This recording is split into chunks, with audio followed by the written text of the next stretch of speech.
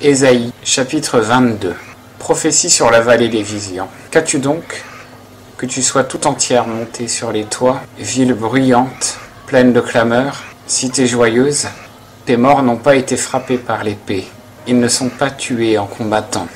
Tous ces chefs s'étaient enfuis ensemble devant les archers, ils sont faits prisonniers. Tous ceux des siens que l'on trouve sont faits prisonniers ensemble quand ils s'enfuyaient au loin. C'est pourquoi je dis, détournez les yeux de moi, que je pleure amèrement.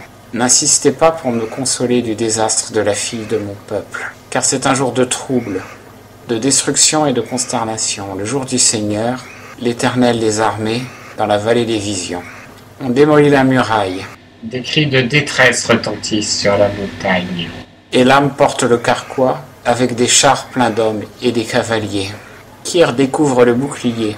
Les plus belles vallées sont remplies de chars, et les cavaliers se rangent en bataille devant les portes. Le voile de Juda est levé, et en ce jour, tu portes tes regards vers les armes du palais de la forêt. Vous voyez les brèches nombreuses faites à la ville de David. Et vous amassez les eaux du bas étang. Vous comptez les maisons de Jérusalem, vous démolissez les maisons pour fortifier la muraille. Vous faites aussi un réservoir entre les deux murailles pour les eaux du vieil étang. Mais vous ne regardez pas à celui qui a fait ceci. Vous ne voyez pas celui qui l'a préparé dès longtemps. Et tandis que le Seigneur, l'Éternel des armées, vous appelait en ce jour à pleurer, à gémir, à vous raser la tête et à ceindre le sac, voici de l'allégresse et de la joie. On tue des bœufs, on égorge des moutons, on mange de la chair et on boit du vin. Mangeons et buvons, car demain nous mourrons. Mais voici ce que l'Éternel des armées m'a fait entendre. Jamais cette iniquité ne vous sera pardonnée, que vous n'en mouriez, dit le Seigneur, l'Éternel des armées. Ainsi a dit le Seigneur, l'Éternel des armées. Va, rends-toi vers ce favori du roi, vers Shebna, le préfet du palais. Qu'as-tu ici, et qui as-tu ici? Que tu te sois creusé ici un tombeau? Il se creuse un tombeau sur la hauteur. Il se taille une demeure dans le roc. Voici l'Éternel va te lancer au loin, comme avec un bras vigoureux. Il t'enveloppera de toutes parts. Il te fera rouler, rouler comme une boule, vers un pays large et spacieux.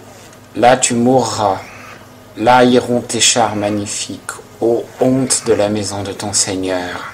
Je te chasserai de ton poste, et tu seras ôté de ta place. En ce jour-là, j'appellerai mon serviteur Eliakim, fils de Hilkija. Je le vêtirai de ta tunique et le ceindrai de ta ceinture. Je mettrai ton autorité entre ses mains, et il sera le père des habitants de Jérusalem et de la maison de Juda. Je mettrai sur son épaule la clé de la maison de David. Il ouvrira, et nul ne fermera. Il fermera, et nul n'ouvrira. Je le fixerai comme un clou en lieu sûr. Il sera comme un trône de gloire pour la maison de son père. Toute la gloire de la maison de son père, les rejetons grands et petits reposeront sur lui.